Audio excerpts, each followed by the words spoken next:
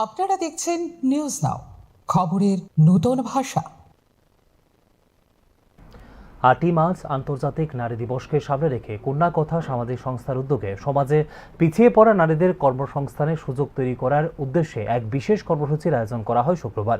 রাজ্যের বিভিন্ন এলাকার মহিলারা অংশগ্রহণ করেন কর্মসূচিতে। অনুষ্ঠানে উপস্থিত ছিলেন ত্রিপুরা বিধানসভার মুখ্য সচেতক কল্যাণী সাহা। বর্তমান সময়ে দেশের বিভিন্ন গুরুত্বপূর্ণ দায়িত্বপূর্ণ পদে দক্ষতার সঙ্গে কাজ করে চলেছেন নারীরা। দেশের রাষ্ট্রপতি থেকে শুরু করে অর্থমন্ত্রী, এমনকি রাজধানী দিল্লির মুখ্যমন্ত্রীর পদেও সাফল্যের সঙ্গে দায়িত্ব পালন করছেন নারীরা বলেও এই দিনের কর্মসূচিতে উল্লেখ করেন বিধানসভার মুখ্য সচেতক কল্যাণী সাহা।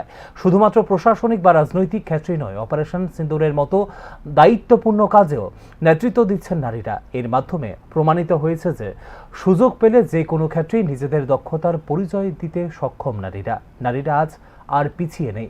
সমাজ ও দেশের উন্নয়নে ক্রমশ বাড়ছে নারীর অবদান, অর্থাৎ নারী আমরা সব পারি বলেও এদিন উল্লেখ করেন ত্রিপুরা বিধানসভার মুখ্য সচেতক কল্যাণী সাহা।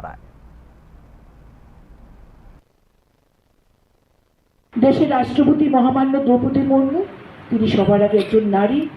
সবচেয়ে বড় কথা, পিছিয়ে পড়া বর্গ থেকে উঠে আসা, তার নিজের অস্তিত্বের জন্য তাকে লড়তে হয়েছিল একদিন। এমনি এমনি এই সুযোগ তার কাছে আসেনি দেশের রাষ্ট্রপতি হওয়ার। দেশের অর্থমন্ত্রী নির্মলা সীতারামন বছরের প্রথম তিনি একটি পূর্ণাঙ্গ বাজেট পেশ করেন। তিনি রেকর্ড করেছেন সর্বকালের রেকর্ড, যিনি সবচেয়ে বেশি সময়ের অর্থমন্ত্রী হিসাবে বাজেট পেশ করেছেন। সবচেয়ে বেশি বাজেট তিনি পেশ করেছেন। তিনিও নারী।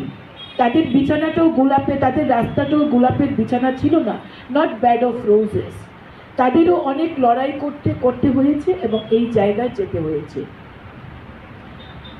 আজকে আমাদের দেশের রাষ্ট্রপতি থেকে অর্থমন্ত্রী শুরু করে দিল্লির মুখ্যমন্ত্রী থেকে শুরু করে প্রত্যেকটি জায়গায় মেয়েরা কিন্তু সমান দক্ষতায় কাজ চালিয়ে যাচ্ছে, তাদের ছাপ রেখে যাচ্ছে তারা। এবং দেশের প্রধানমন্ত্রী নরেন্দ্র মোদী সিঁদুর অভিযান করেছেন কাশ্মীরের পেহেলগাঁওয়ের আক্রমণের পর। সেখানে দুজন নারী কিন্তু নেতৃত্ব দিয়েছিলেন পাকিস্তানের জঙ্গি গোষ্ঠীর উপর আক্রমণ করার জন্য। সমাজকে বদল করতে পারে, সমাজকে এগিয়ে নিয়ে যেতে পারে নারী। আমরা সব পারি।